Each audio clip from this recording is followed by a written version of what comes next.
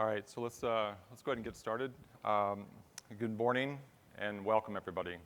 My name is Joe Healy, and I'm a member of the AWS Professional Services team based here in the Washington, D.C. area. And I want to thank you for attending this session where we're going to go over the concept of what a landing zone is and how it's going to help you to set the proper foundation to support your respective journey itself as you adopt and mature on AWS itself. Through this session, I want to help to define the actual problem that we're trying to solve right now, to kind of frame the context a little bit more better. Also give a high-level view of what we feel a landing zone is, and then dive into some of the common components that are part of one. Then we'll just wrap up and kind of give some good info on some next steps that you can take to understand what a landing zone is better in your world. First, what is it, the problem that we're trying to solve? What are we working backwards from here?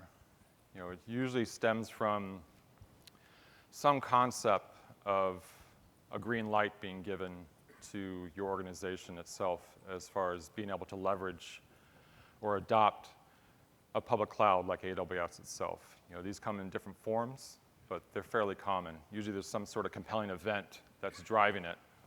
Many times it's cost-based. You have a hardware refresh or some type of cost avoidance scenario that's driving that we have to do something about this and we don't want to spend more money on what we have right now, basically. The other one is looking at what your core competency alignment, within your organization. Running a data center isn't necessarily one of those. It may be for some, but for many it's not. And you're looking to align what you do best and looking to use other services for doing what they do best itself. Also, you may have some cloud-first policy that you're starting to form and adopt, and you need to get moving against it. Or there may be some concept of shadow IT that's been out there for a while, and you need to play catch-up with it, and you need to do something about it as well. But one thing that's common usually, if you don't have the right strategy in place, is you start seeing a lot of inconsistencies as you're starting to scale, right? You usually start doing things fairly simple, but as you're doing more and more, you're doing a lot of the same things differently. And you're recreating the wheel over and over again, and it becomes much more difficult to answer a lot of common questions about who is doing what, when, where, and how within your environment. And to the point where you're reaching where you've almost lost complete control of the environment. You start getting this balls to get a view where you don't have a good grasp of what's happening and consistency within your environment themselves. You're troubleshooting problems which start appearing more and more, become extremely complicated to solve. And unfortunately, you're spending more and more time doing that, just putting the fires out, basically. And also that green light that you've been given runs the risk of turning red as well, because a lot of factors are starting to bubble up. Many of them probably cost-related. You're not moving fast enough. You're not decommissioning what you're trying to migrate from. You don't have security compliance on your side anymore, and they're ready to shut you down. And so that's where the concept of this is coming from, is determining what is it that we're missing here.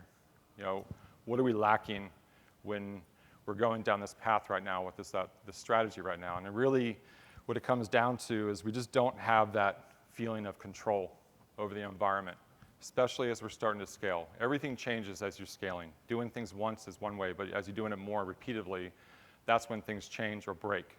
So we need to have that feeling of control. We don't want to be controlling of what's happening, but we need to be able to be confident that what we're doing is done consistently with the right visibility and to meet our standards, basically. That's the concept of a landing zone, is to kind of help address that, to help you set that proper foundation so you can do those things that we're talking about. At a high level, a landing zone is really just a way of integrating a culmination of a lot of AWS best practices that have been developed over the years, basically. I mean, they spread across many different aspects of the architecture and the services themselves, so we try to incorporate them into our baseline. One example being just the actual account management and things like that. We'll dive into that a little more later as well. But it's also looking to identify, we have patterns within our environment. We may have a lot of different applications running throughout, but there's a lot of patterns that we have that we use or can use to do the same things consistently across all of them. So we want to work to identify what those patterns are so we can define what our standards are that lead to the actual kind of governance aspects of what we are making sure we're enforcing what we're actually trying to do, basically. So establishing a set of governance guardrails that we have, that we know that we're maintaining at least this from a compliance, governance, business process, security, all those aspects. We want to maintain at least a minimum. That allows us to have the confidence to kind of move forward. But also, we can't be as rigid and we can't solve all the problems right up front, right? We need to have the plumbing in place so that we can move forward and make changes later. You know, we don't want to have the kind of the scenario that we outlined before where it's just the Wild West and everyone's kind of doing their own thing and going that, or we don't want to be at the other end of the spectrum where we're trying to plan every single detail before actually do anything itself. You have to do something. You have to show value to your leadership. One way to do that is actually have to move forward with something. So the way to do that is to set the right foundation in place from the governance standpoint, the guardrails, but to make it adaptable as well. And one way to do that as well is to leverage automation, right? Automation is crucial to drive that consistency across as you're scaling and redeploying and doing those repetitive tasks themselves. And you start reaching that concept of versioning what you're doing. So you can test before you deploy things more, and you can also roll back when they don't work as expectedly. So those are some core tenets that are kind of going to be part of everything that we're talking about over the next 43 minutes. So diving a little bit deeper, you know, we went over a little bit of the high-level tenets of what a landing zone itself, but let's go into some of the specific components of a landing zone. You know, there's a lot on this page right now, but when you start thinking about what a landing zone is and when you're building for a solution within AWS, you need to think about the impact or how each of these things are going to be integrated into your solution themselves. So we're going to start with an account, right? Everything starts with an account at AWS. So at its core, an account provides some of these key capabilities, basically. You know, one, it's a security and resource boundary between, you know, without exclusively doing so, you know, everything you build is private within that account. And other accounts can't access it without you explicitly allowing that to happen, basically. Also limits themselves. So within AWS, you know, the types of services, how much of a service, and how you're actually interacting with the service are all managed through limits. Some of it's to help save you from yourself, as far as, you know, things spinning out of control, and other things are done from a capacity standpoint as well. But those are all done from an account level. Region as well, but it all starts with an account. And also from a billing standpoint. So all the utilization that you have within an account, everything's tied from what that utilization is to an account. The bill is rolled up into the account as well. So keeping that in mind, you know, many times when you're starting off, you're using a single account for everything. You're just going. You know, it's easy. You have it provisioned, and you start deploying multiple applications, cutting across many different teams and security boundaries or lifecycle boundaries between those environments in a single account. That'll work, right? It'll work, but you'll start to see cracks, and you'll start seeing those different colored eggs. You'll start seeing that ball of spaghetti starting to form because you can't answer a lot of those basic questions. But usually it comes down to a few different components that are going to show the biggest cracks. One is the concept of a blast radius, right? So if we're mixing and co-mingling environments that shouldn't be talking to one another, especially like a dev and production environments where a lot of changes are happening, we have a lot of people in the same account that sells, you know, we don't have that level of isolation between them as well. So you can plan for how things should work on paper, right? But you need to think about what's the impact of something that doesn't work as expected. What's the impact of that failure, basically? And that's kind of what you refer to as the blast radius themselves. So having these different environments commingled, the blast radius is going up and up and up, basically. Other one is the detailed costs you're able to get from that. So you're able to get the true cost of what is happening within your account, obviously at an account level. But if you're putting multiple environments, multiple applications within there, the level of effort and tagging hygiene that you're putting onto the developers is adding a lot of potential work, and you can't capture everything as well. So you're going to start using a lot of third-party tools or our tools to start doing a lot more digging to understand exactly what these environments are costing you as well if you're commingling between them. The other one is kind of building on what we talked about before, but it's level of isolation. You can have security compliance requirements, lifecycle requirements where you need to prove your level of isolation between those environments, and using an account as that isolation is a great way of doing that. But obviously, you need to develop your own policy of when to separate your AWS accounts. We'll kind of go over some good reference points to use as a starting point, but in the end, it's up to you to really determine what those the scale of the isolation that you need between them. But these are some of the benefits you're doing. But that comes at a cost as well. Not a monetary cost, but it'll come as almost a complexity and a control cost. So as you proliferate these accounts throughout your environment, how do we manage them? How do we manage consistency throughout all those accounts and do things the same way each time we provision a new account? How do we do that? One way to do that, and the best way to do that, is use something like AWS Organizations, right? That's the whole point of this service, is to help you manage your AWS accounts in a consistent manner, and plus get a lot of the other benefits as well. You're able to do things like set up some type of organizational hierarchy. Within a single organization of all your accounts, you can start setting up hierarchies of accounts that make sense to you, whether that's lifecycle, whether that's service-based, compliance-based, and lifecycle and other ones. But you start defining what those hierarchies are, so you can provide a level of isolation between them as well. So each of those you start applying policy to.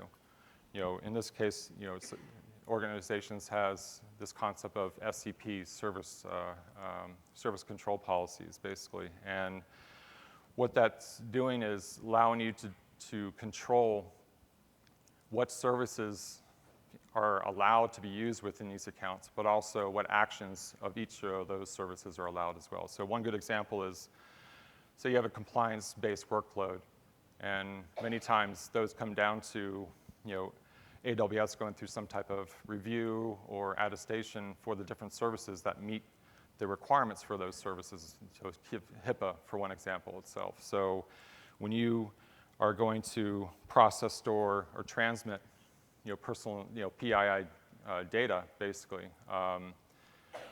you have to, only certain services are allowed to do that within AWS. Obviously, the list is growing over time, but one way to ensure that any account that is going to stay compliant with your BAA requirements, contractual requirements from a HIPAA perspective, is to set a policy saying only these services are allowed within this account, basically. So even regardless of what the IAM policy that's applied into those targets accounts, they still can't use those services there. So there's other examples you can do, but that's a great way to control what's happening within your environment. Also, from a billing standpoint, any account that you create and add to your organizational structure automatically has the billing data rolled up. So it's truly, it's fully isolated as far as contained within the account, but it's rolling up on an account-by-account basis to a central account. So the visibility, but also the payment as well, can be made from that single account. So you can start adopting easily these concepts of showback, or maybe mature to the point where you're actually doing chargeback to your accounts themselves. So having this as a mechanism to kind of easily roll that up allows you to facilitate that much, much easier. And the last one is something that's, it's a real benefit as well. It's, you start adopting the concepts of automation for account provisioning as well. So using the organization API, you can actually provision accounts.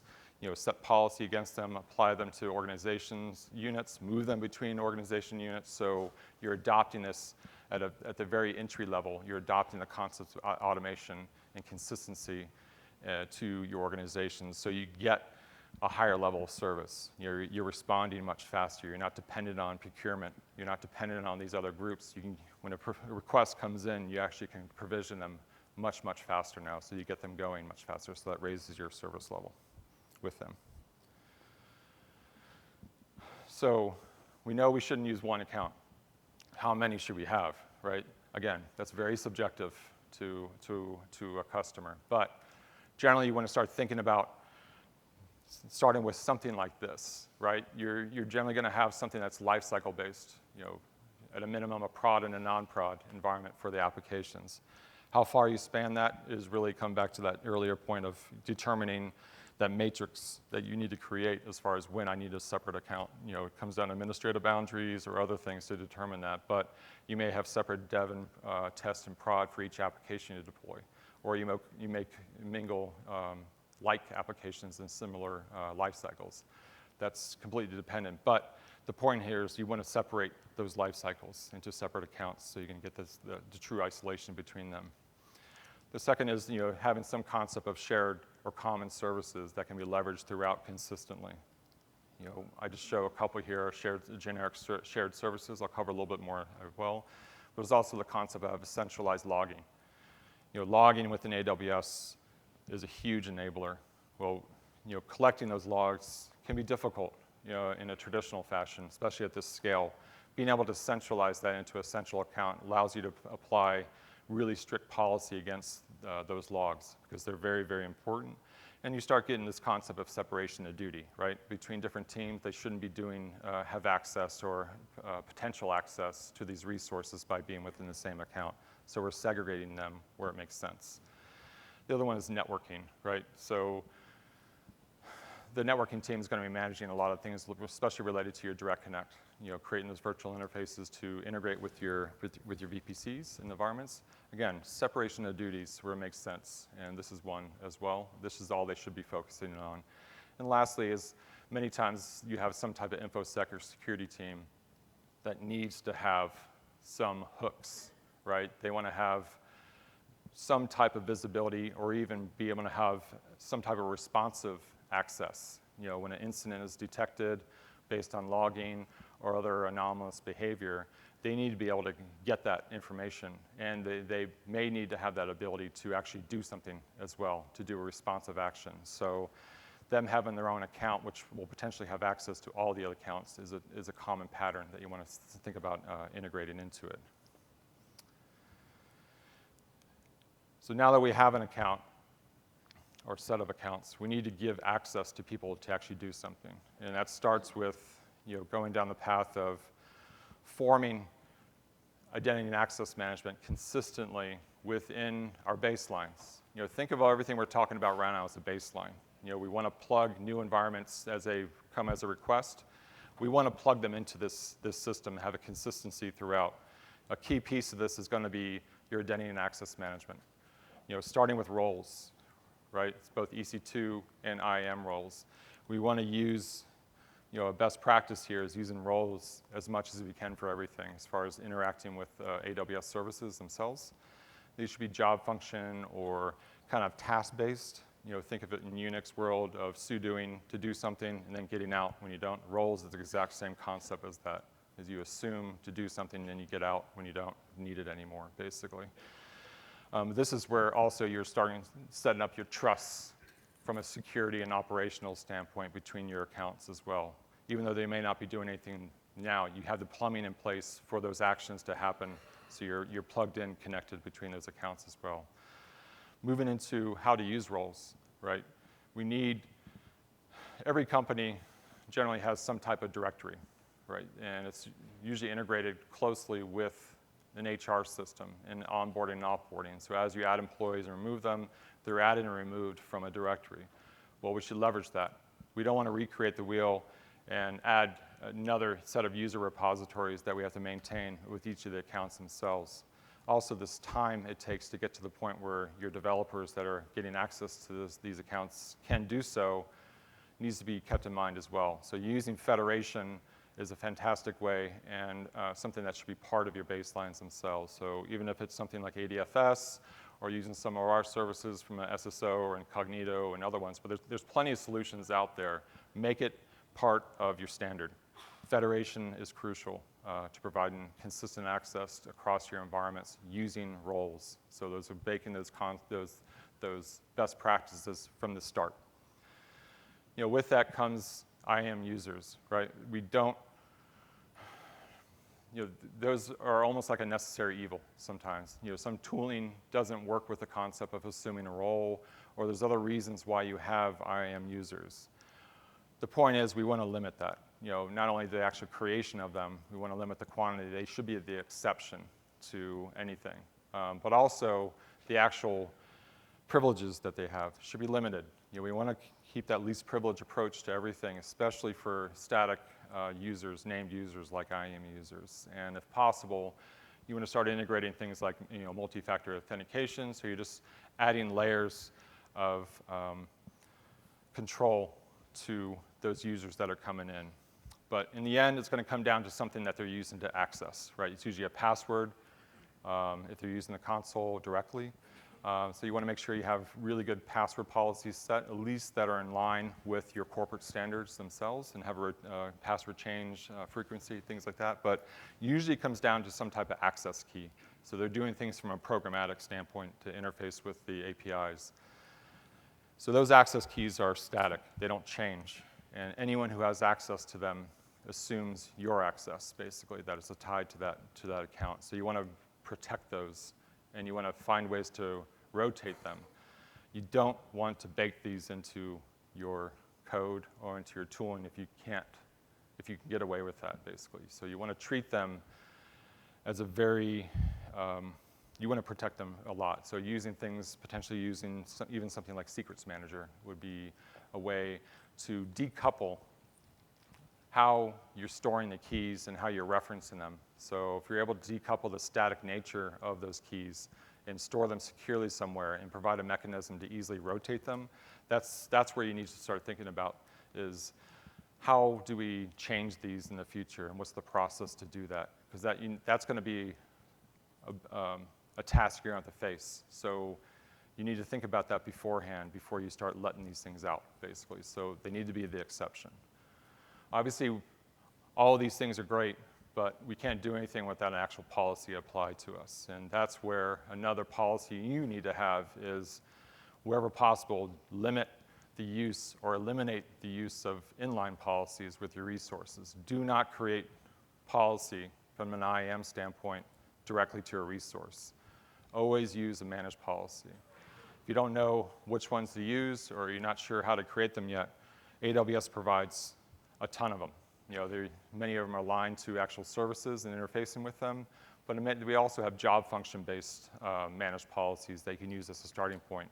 And then create your own customer managed policies, right? It's the same thing. So you can apply them to any of these resources so you maintain one object, one resource across everything. And lastly, we want to encrypt. You want to encrypt your data anywhere possible within the environment. Pretend that AWS doesn't do it. We do a tremendous amount, but pretend we don't. And you need to encrypt your data.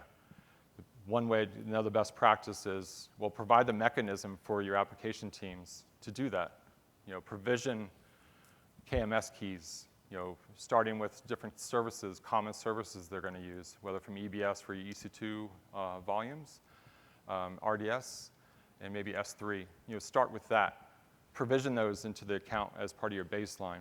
Allow your developers to pick those up and incorporate those into their designs. And you're already baking in a really great practice to, one, encrypting, but also leveraging a service provides a high level of auditability and being able to rotate the keys without an impact to the application itself. So next level of access we need to kind of control and understand is related to the network access. You know, a lot of this is common, but you want to build in a lot of the best practices into your environments. You know, every region that AWS has at least 2. Most have 3 availability zones. Some have more. Well, you want to bake that into your designs. You want to have standards that you're building for your VPCs and how they're being built across your environments themselves. So you're building in, a high degree of resiliency and availability, regardless of the application itself. These types of things should be just a no-brainer, basically. But it's coming from an on-premise or some other provider. That concept of what a multi-AZ provides you may not understand the actual true benefits of it, and you may see it as a complexity, but it's extremely valuable to have that built into your designs themselves. Also, you want to understand how subnets work. What needs to be publicly routable, what's private. Mostly things could be privately routable, but more importantly, you need to understand what your address space is, right? Environments, VPCs talking to one another, or a VPC talking to another environment on-prem comes down to routing. And we can't have overlaps between IP space themselves. So you need a way of managing that through existing IPAM tools or some type of request process where you're tracking what's being provisioned with your environment. Luckily now you can add more address space to your VPCs, right? So you want to be very conservative with the address space that you're allocating, because doing the reverse is extremely difficult. Pulling address space back is very difficult, or routing around overlaps between them is very difficult. So bake those things, those concepts into your designs very early on. You can handle changes later, right? We have the foundation in place. We can add address space if we needed to, but getting to the point where you have sprawl and you need to have integration between the environments, that's a difficult task to solve when things are live. And the other is to understand the ingress, egress points of a VPC itself, right? When you build a VPC, it's completely isolated. There's no way in and out of that VPC. You have to start adding those ingress and egress points to them. Understanding why and when you need to add those is really crucial. Addressing things, what needs to access, be publicly routable? Well, you need to start thinking about what's the path to that. That's usually an internet gateway to get to the public address space, whether ours or the actual internet itself. How you're going to interact with your on-premise through a virtual gateway or a VPN gateway itself. So you need to understand and classify this traffic so you have a view of the integration between the environments themselves.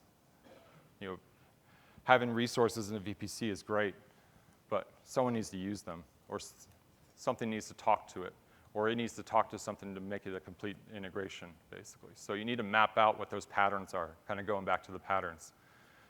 Not everything runs from a service perspective directly in your VPC. You need to understand what's the path from my private resources in my VPC to what's really a public service or public API. How am I getting to that? So you need to plan out that traffic.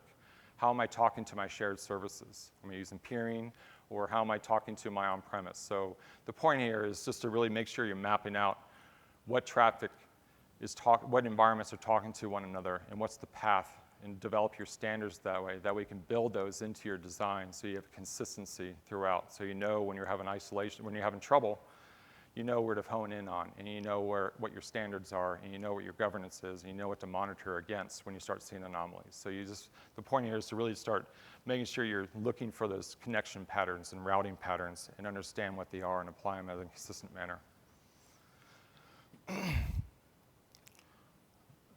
Jump twice. Next is dealing with security, right? This is where, my opinion, this is where the game changes at AWS. We've talked about a lot of great things, a lot of benefits of using multi-AZ, a lot of things about using roles and doing federation, but reaching this concept or understanding the concept of continuous compliance is really where the game changes at AWS. The data that's available to you is astounding, right? When you're coming from, depending on where you're coming from, you may have logs available or from other aspects, but bringing that all together is a very, very complicated step. But we need to first start off by consistently gathering data about what's happening within our environments as part of our baseline. This usually starts with CloudTrail itself. So just by enabling that, you're able to trace all the APIs that are happening within your account. That's extremely, extremely valuable. Enabling things like VPC flow logging, so you understand how systems are being accessed and what they are accessing, so you have that flow data available to you. Config, knowing what resources have been created and how they've changed over time, and understanding what things look like at a point in time, as a true CMDB, right? That's the whole thing about AWS. Nothing can hide. So being able to leverage that and see how things were at a point in time allows you to do a lot of that detective work very, very easily. And also, the actual use and access of your applications themselves. You want to enable those access logs. From an S3 standpoint, your ELB, LB, NLB, kind of enabling how data's flowing through that, capturing that log information, or even the actual capturing the logs from your EC2 instances as well. You want to bake those into your designs, so you're capturing all this information. Obviously, that's good, but you have to do something with the data as well. And that's where you want to build these into your solution as well. They provide a tremendous amount of value to start allowing you to quickly detect anomalous behavior. But not only detect it, being able to do something about it as well. And that's where this whole continuous compliance kind of concept starts making more sense, right? Using things like config rules or CloudWatch events, as things are happening within your environment, you can inspect what's happening basically. And you alert against it as certain activity happening, or things are varying, are having a variation from, for example, maybe they have like security groups where open to the world.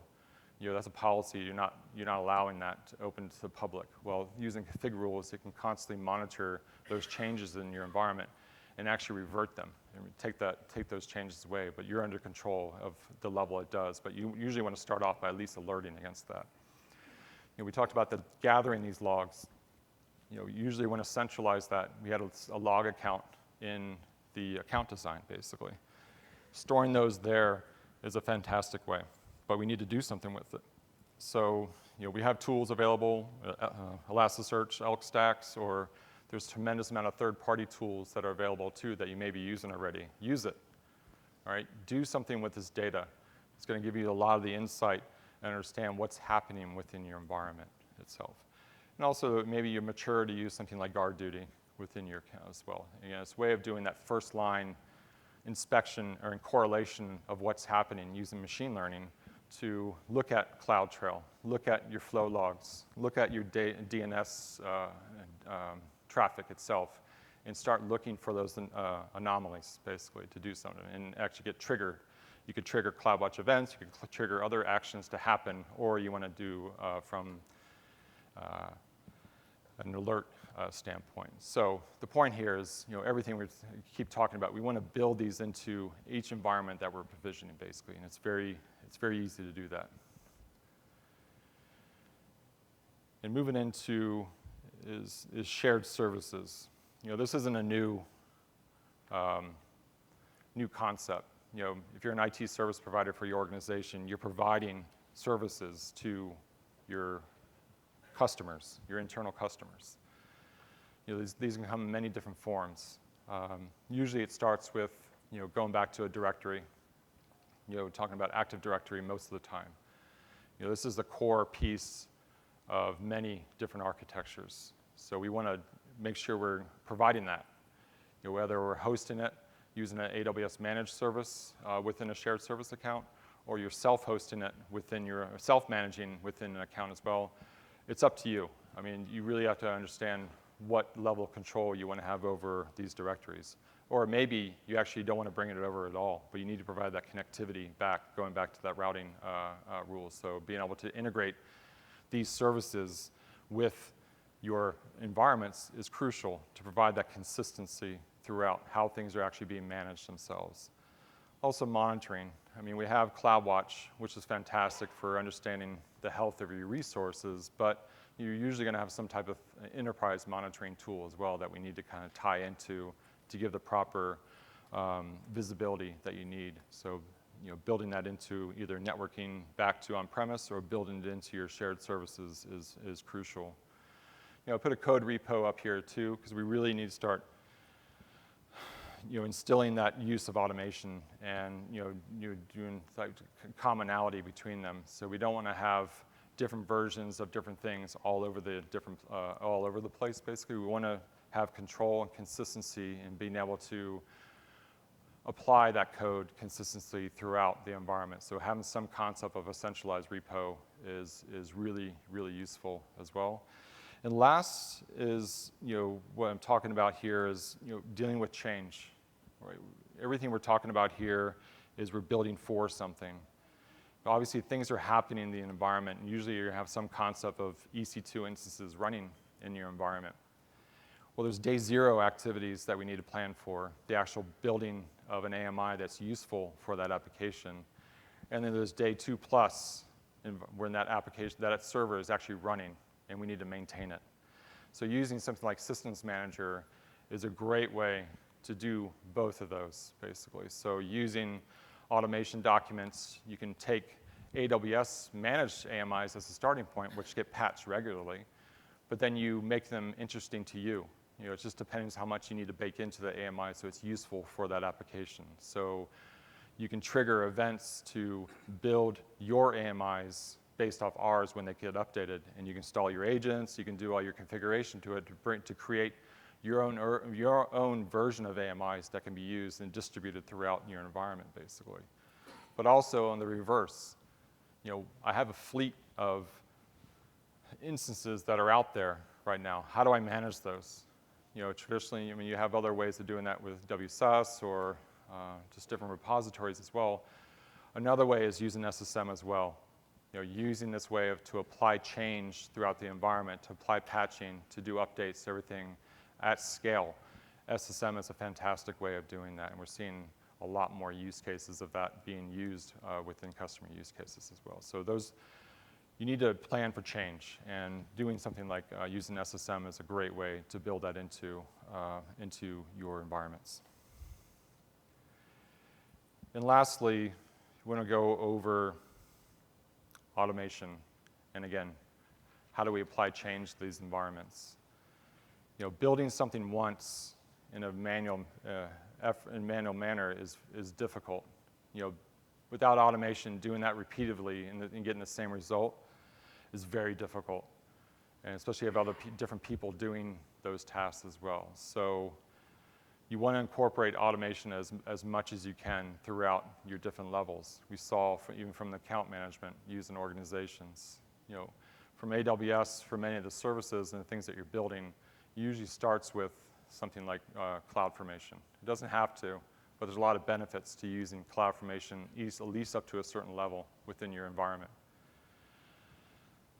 So it's worth the investment to really understand how CloudFormation works and understand the benefits. And the real benefits start coming as far as how you're leveraging what you're building and how that can be applied consistently throughout your environment as you're provisioning new accounts. But also, you need to think about, as I add one account, as I add 2, 10, 15, 20, or 50 of these, or even 100, how do I manage that, right? That's another thing I have to do. We're using something like stack sets, which is a component of CloudFormation, allows you to have a central management point for all of your stacks that you're distributing throughout your environments themselves. So you can do creation, you can do updates, and you can do deletes of those stacks themselves from a central point. So again, using central tooling, central repos, central code, you're distributing consistency throughout your environment themselves. You have versions of these things. So that ball of spaghetti of putting out fires all the time, you start driving those down. You're spending less time troubleshooting because you've tested and you have consistency through your environment. As you mature in the development of the CloudFormation templates that you have, why not move it into some concept of a self-service model of being able to provide services to your end users themselves? Build the concept of approved products, even if it's in the marketplace. Well, that's where Service Catalog comes into play. This is a governance team's dream, basically, is Service Catalog, because you're controlling what's available, but you're also controlling how it's deployed as well. You're enforcing the governance standards on those. But it's also a benefit to the end users as well, because it's all self-service. So just by going to a simple drop-down in console, the exposed services, they can click on, have it deployed within an environment, as well as apply updates within them as well. So incorporating service catalog into that services that are available, especially in a self-service standpoint, is a great way to provide a service, but provide the consistency and governance as well. And lastly, it's reaching some concept of a pipeline. What I'm getting at is we need to provide a mechanism for code to be developed, right? We need to be tested. We need it to be stored, and we need it to be deployed. And that whole process needs to be orchestrated. Doing each of those in a manual fashion, there's benefits to taking it step by step, but anytime you can remove a manual piece from really what should be a repetitive task, the more consistency you're going to get to it. So we have a lot of code X services that are available, but there's a lot of third-party tools that you may be using already. See how you can incorporate them so the process of development, testing, and deployment is applied through some concept of a pipeline. You could even start off being an S3 bucket, right? You can have a versioned S3 bucket, but even then you can start triggering things to happen from there. But you need to start with something, and you need and building these concepts that we're talking about into your designs themselves. And I know we covered a lot today, but I wanted to get the message to you of things you need to think about when you're starting to plan out your foundation for a large-scale adoption of AWS. I just correct myself. It shouldn't have to be large either. You just want to start building these things into your designs themselves so you have that scalable, adaptable foundation that you can provide the control and consistency against them. But where do you go from here? I'm sure there's a lot of questions that you have. There's a lot of material that you have to go through. First and foremost, you need to engage with your account team. Your account managers, your SAs, your ProServe support, your BDMs, the service teams. Engage them. That's what they're there for. They can answer these questions for you to help you form your strategy. These are suggestions. You have to do what's right for you as well. So you need to work with people to help you answer those questions. And the AWS account team is there. That's what they're there for. But also, your partners. We have a fantastic APN. There may be tooling that you need to do certain pieces of this. Well, leverage the APN. There's also competency gaps that you may have for a short amount of time you need to fill. We have competencies aligned partners as well to help fill those gaps as well. So make sure you're leveraging what's available that makes sense for you as well. So the APN is a great source of that. And lastly, there's a solution that came out. It was announced last week. They actually had a webinar, I think it was yesterday or the day before.